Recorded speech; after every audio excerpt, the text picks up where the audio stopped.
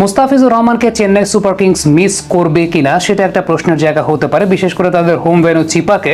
মুস্তাফিজুর রহমানের যে ট্র্যাক রেকর্ডটা আমরা দেখেছি গেল সিজনে, সেই ট্র্যাক রেকর্ড অনুযায়ী মুস্তাফিজকে তো মিস করতে বাধ্য চেন্নাই সুপার কিংস। 6 ইনিংসে 22.2 ওভার বোলিং করে 173 রান দিয়ে 11টা উইকেট পেয়েছেন চিপাকে। 7.75 তার ইকোনমি রেট এবং প্রতি 15 রানে তিনি একটা করে উইকেট পেয়েছেন। এবং চিপাকে দেখা গেছে মুস্তাফিজুর রহমানের কাটারগুলো বেশ ভালো ধরেছে, ব্যাটারদেরকে বেশ টাফ টাইম তিনি দিয়েছেন। এখন আপনি হয়তো বলতে পারেন যে চেন্নাই সুপার কিংসের যে লাইন আপ, সেই লাইন আপে কিন্তু স্পিনারদের একটা আধিক্য আছে। রবীন্দ্র জাদেজা আছেন, নূর আহমেদকে নেওয়া হয়েছে, রবিচন্দ্রন আশ্বিন ব্যাক করেছেন।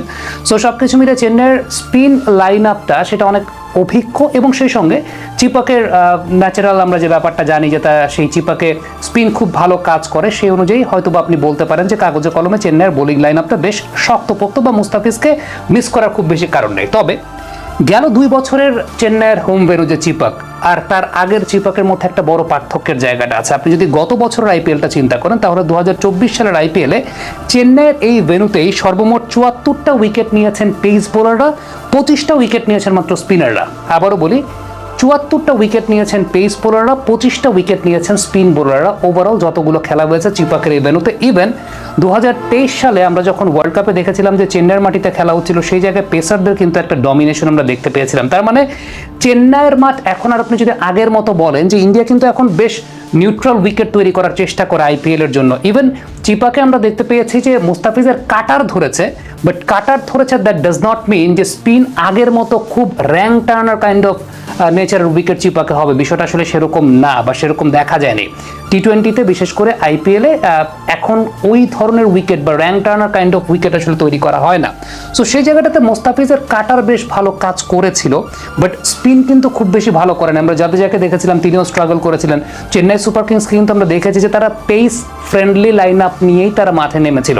সো এই বছরটা যদি আপনি চিন্তা করেন, নেইথান এলিস সেই জায়গাটা আছেন, he is very much that চিপাক kind of bowler.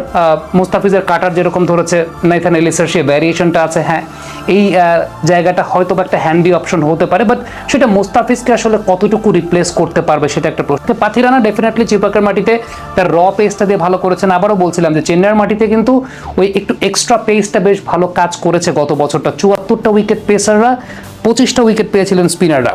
Khalil Ahmed তাকে নেওয়া হয়েছে, ডেফিনেটলি এটা একটা হ্যান্ডি অপশন চেন্নাই সুপার কিংসের জন্য। 2024 সালের আইপিএলে যদি আমরা চিন্তা করি, খালিল আহমেদ 14 ইনিংসে পাওয়ার প্লেতে 8.87 ইকোনমি রেটে তিনি বোলিং করে গেছেন এবং উইকেট নিয়েছেন অনেকগুলো। এবং এই জায়গাটাই আলটিমেটলি বলতে হবে, আপনার পর্দায় দেখতে পাচ্ছেন কতগুলো উইকেট নিয়েছেন।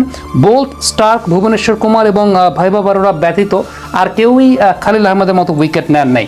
সো আপনি যদি বলেন যে হ্যাঁ চেন্নাই সুপার কিংসের রিসোর্সটা আছে, খালিল আহমেদ ইন করেছেন, নেথান এলিস আছেন, পাথিরানা থাকবেন সেই জায়গাটায়, চেন্নাইয়ের মাটিতে not that Chennai Super Kings খুব বেশি স্পিনের উপর ডিপেন্ড করবে।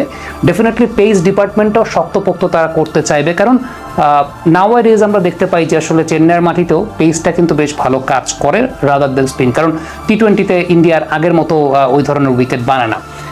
স্যাম কারেন এই মুহূর্তে ইংল্যান্ডের লাইন আপেও ঠিকঠাক মতো আসলে নাই। স্যাম কারেনের ব্যাটিংটা ডেফিনেটলি একটা হ্যান্ডি অপশন, হয়তো একটু উপরের দিকে ব্যাটিং করবেন, কিন্তু বোলিংটা তিনি মুস্তাফিজুর রহমানের অভাবটা পূরণ করাতে পারবেন কিনা সেটা একটা অনেক বড় প্রশ্নের জায়গা থাকে। ইভেন স্যাম কারেন বেস্ট 11-এ খেলবেন কিনা, কারণ এখানে একটা ট্রিকি ইকুয়েশন আছে যে ডেভন কনওয়ে খেলবেন নাকি রচিন রবীন্দ্র খেলবেন। যদি দুইজনকেই খেলাতে চায় ডেভন কনওয়ে এবং রচিন রবীন্দ্র, সেক্ষেত্রে ব্যাপারটা এরকম হতে পারে যে স্যাম কারেনকে স্যাক্রিফাইস করতে হতে পারে।